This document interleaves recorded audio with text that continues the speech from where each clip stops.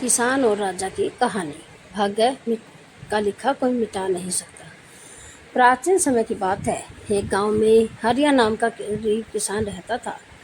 किसान के घर में बहुत समय के बाद एक लड़का पैदा हुआ। किसान और उसकी पत्नी बहुत खुश थे।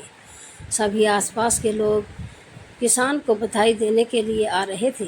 तभी बाहर से एक साधु ने भिक्षा के लिए आवाज़ लगाई। किसके घर में आज खुशी का दिन था, इसलिए उसने साधु महाराज को अंदर बुला लिया और उन्हें बैठने के लिए कहा।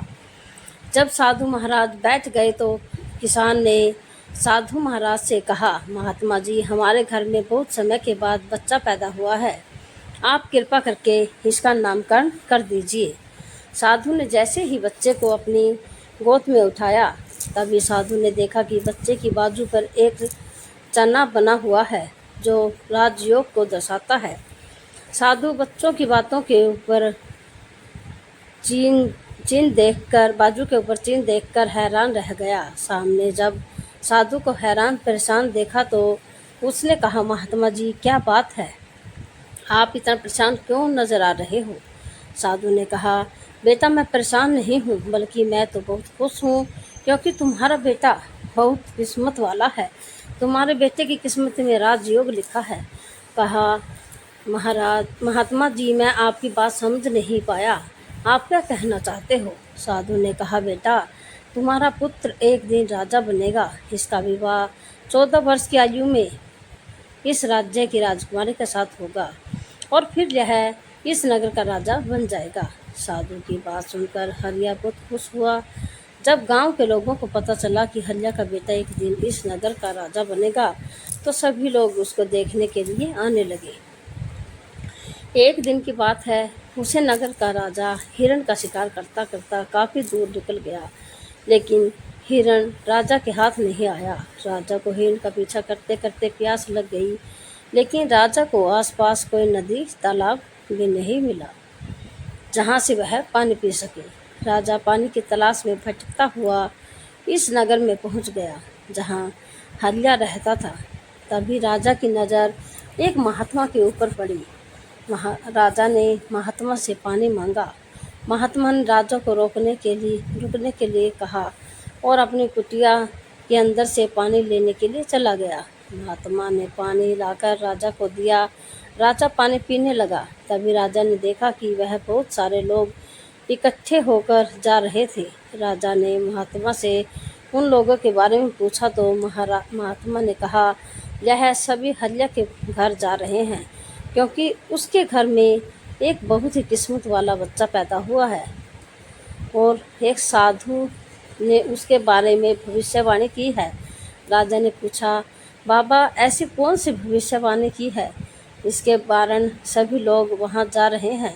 महात्मा ने कहा, साधु बाबा ने कहा है कि जब हरिया का बेटा 14 साल का होगा तो उसका विवाह इस राज्य के राजा की पुत्री के साथ होगा और उसका पुत्र इस राज्य का राजा बनेगा। महात्मा की बात सुनकर राजा को बहुत गुस्सा आया कि आखिर एक मामूली किसान का बेटा उसकी पुत्री के साथ विवाह कैसे कर सकता है।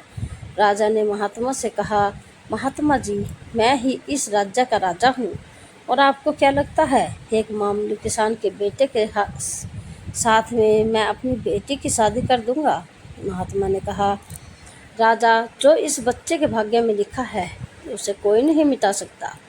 राजा को अपनी ताकत पर बहुत घमंड था। उसने कहा, महात्मा जी, मैं भगवान का लिखा हुआ आपको मिटा कर दिखाऊंगा। महात्मा ने मुस्कुराते हुए कहा, राजन, मैं भी यही हूँ और आप भी यही हैं, देखते हैं। राजा ने महात्मा को प्रणाम किया और वापस अपने राजमहल चला गया। अगले दिन राजा अपना वेश बदलकर हरिया के गांव में पहुंच गया। लोगों से पूछता पूछता राजा हरिया के घर पहुंचा। राजा ने हरिया के घर के बाहर जाकर उसे आवाज़ लगाई। हरिया उसकी आवाज़ सुनकर घर से बाहर आया और उससे पूछा कि आप कौन हो और किस लिए आए हो? राजा ने कहा, मैं सेठ करोड़ी मल हूँ और पास के ही गांव में रहता हूँ। मैंने लोगों से सुना है कि तुम्हारे घर में एक तकदीर वाला बच्चा पैदा हुआ है और उसे किस्मत में राजयोग लिखा हुआ है। हल्या कहा, सेठ जी, और आपने सही सुना है। राजा ने हल्या से कहा, अगर तुम बुरा न मानो तो एक बात कहूँ। हल्या ने कहा, सेठ जी बोलिए। राजा ने कहा, तुम अपना बच्चा मुझे दे दो, इसके बदले मैं तुम्हें बहुत सारा धन दूंगा और तुम्हारे बच्चे का पालन पोषण भी करूंगा। हल्या की पत्नी ने कहा, नहीं, मैं अपना बच्चा आपको नहीं दे सकती। राजा ने कहा, तुम एक मामूली से किसान हो, तुम अपने बच्चे का पालन पोषण अच्छी तरह से कैसे कर सकते हो। हल्या सेठ की बात सुनकर कहने लगा, जी आप ठीक कहते हो, हम इस बच्चे का पालन पोषण अच्छी तरह से नहीं कर सकेंगे। हल्या की बात सुनकर उसकी पत्नी ने कहा, ठीक है, मैं आपको अपना बच्चा देने के तैयार हूँ, लेकिन जब यह 14 साल का हो जाएगा तब आप मुझे इसे वापस कर दोगे। राजा ने कहा, हाँ ठीक है, जब तुम्हारा बच्चा 14 वर्ष का हो जाएगा तो मैं इसे तुम्हें वापस कर दूंगा। यह कहकर राजा ने बच्चे को ले लिया और वहाँ से चला गया। राजा बच्चे को लेकर एक नदी पर पहुंचा। राजा ने सोचा कि वह बच्चे का गला दबाकर मार देगा तो उसकी लाश को नदी में बहा देगा, लेकिन बच्चे का मासूम चेहरा देखकर उसकी गला दबाने की हिम्मत नहीं हुई। बहुत सोचने के बाद राजा ने लकड़ी का एक संदूक लिया और बच्चे को संदूक में बंद करके पानी में बहा दिया। राजा ने सोचा, संदूक गहरी नदी में जाकर अपने आप ही डूब जाएगा और यह बच्चा मर जाएगा। यह सोचकर राजा अब निश्चित होकर वापस महल में पहुंच गया कि अब यह बच्चा वापस नहीं आएगा और मेरी बेटी के साथ इसकी शादी भी नहीं होगी। मैं भाग्य का लिखा हुआ मिटा दिया। संदूक बहता हुआ एक नदी के किनारे पहुंच गया, जहां पर एक धनवान सूर्य देवता को जल चढ़ा रहा था। उसे सेठ ने जब संदूक को खोलकर देखा तो उसके अंदर एक बच्चे को देखकर वह हैरान रह गया। उस सेठ की कोई संतान नहीं थी। सेठ उसे बच्चे को अपने घर ले गया। सेठ की पत्नी बच्चे को देखकर बहुत खुश हुई। उसने जब सेठ से पूछा तो सेठ ने उसको बच्चे के बारे में बताया कि कैसे वह उसे नदी में बहता हुआ मिला। सेठ और उसकी पत्नी ने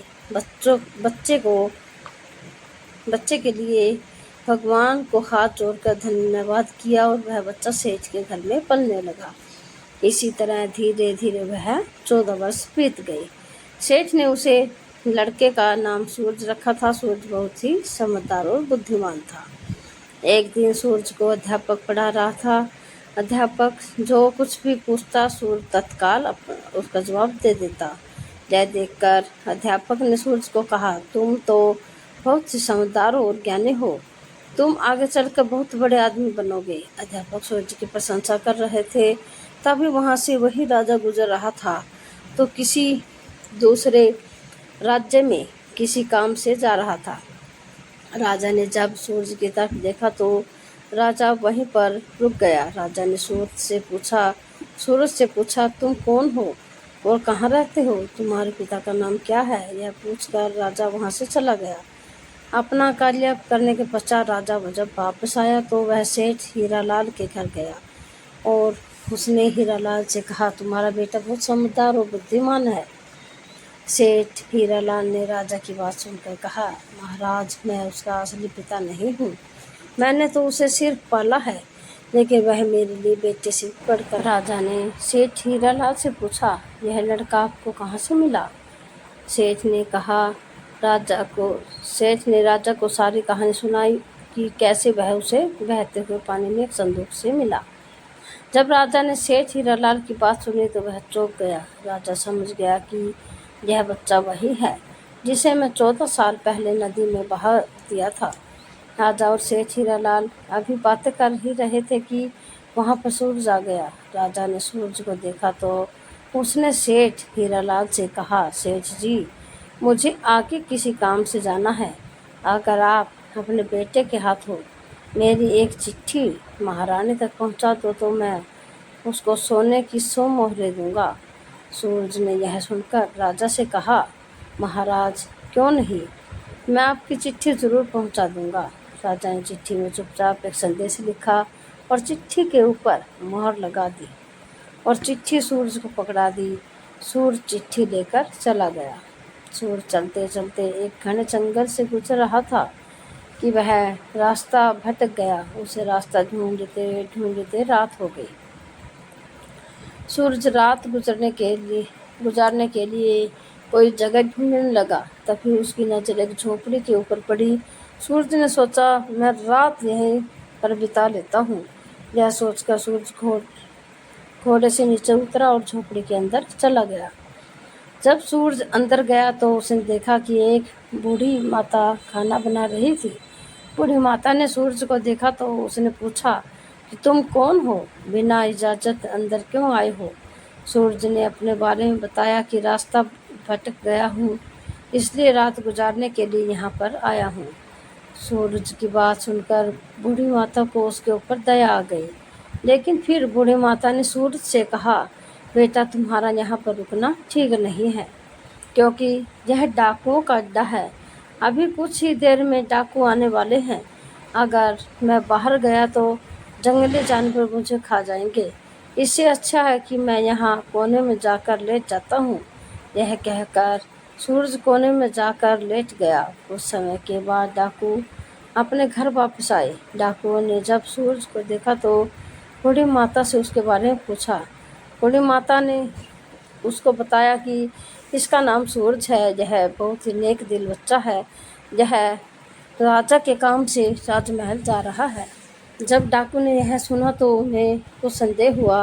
वह राजा की हरकतों के बारे में जानते थे, इसलिए उन्होंने सूरज की जेब से चिट्ठी निकाली और उसे पढ़ने लगी।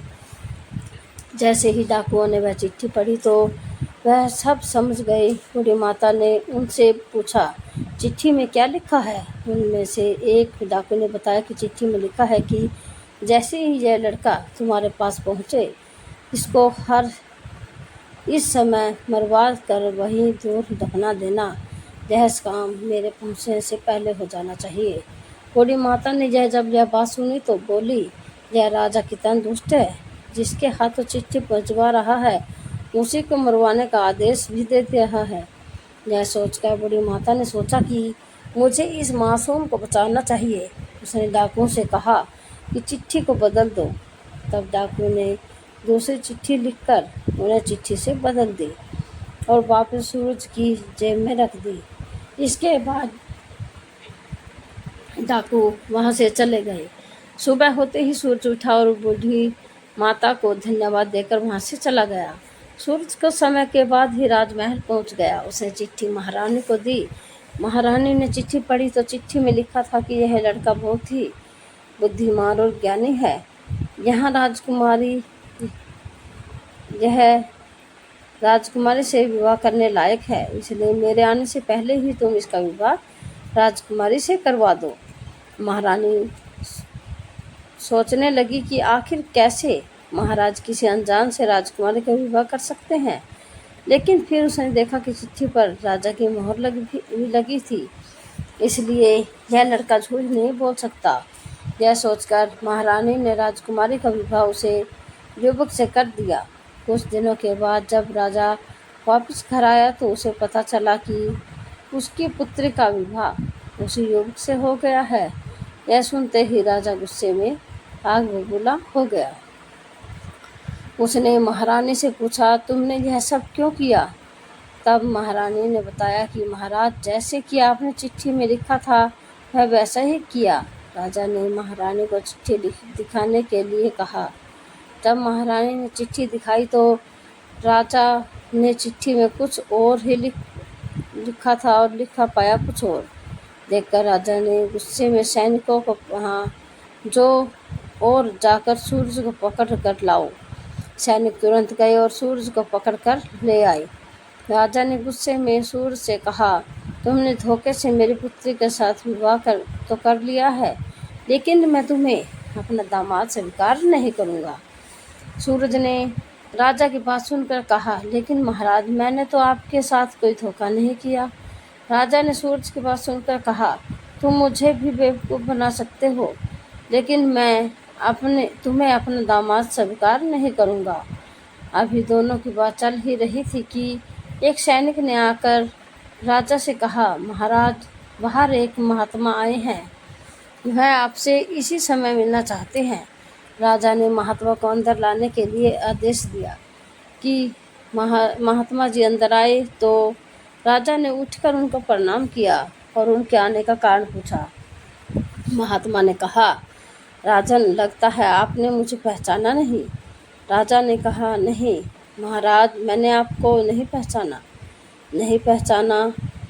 महात्मा ने मुस्कुराते हुए कहा, राजा, मैं वही हूँ जिसे तुम आज से 14 वर्ष पहले भाग्य का लिखा मिटाने की बात बोलकर आए थे। जैसे ही महात्मा ने यह बात कही, राजा एकदम से चौंक गया। उसने सब कुछ याद आ गया। महात्मा ने मुस्कुराते हुए कहा, क्यों राजा, भाग्य का लिखा मिटा दिया? राजा ने आंखें नीचे करके कहा, नहीं महात्मा जी, मैं भाग्य के हाथों हार गया। महात्मा ने कहा, राजन, भाग्य के हाथों में कोई नहीं जीत सकता, इसलिए अब सूरज को अपना दामाद स्वीकार करो और अपना राजपाट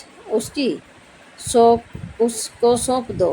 राजा ने कहा, महात्मा जी, जैसा आपने कहा है वैसा ही होगा। राजा को समझाकर महात्मा जी वहाँ से चले गए। राजा ने सूरज से माफ़ी मांगी और सारा राजपाट उसको सौंप दिया। आपको यह कहानी कैसी लगी कमेंट करके ज़रूर बताएं और चैनल को सब्सक्राइब और कहानी को शेयर अपने करें। अपने प्यार और स्नेह के लिए बहुत बहुत धन्यवाद। अगली वीडियो में मिलते हैं, तब तक जय श्री कृष्ण।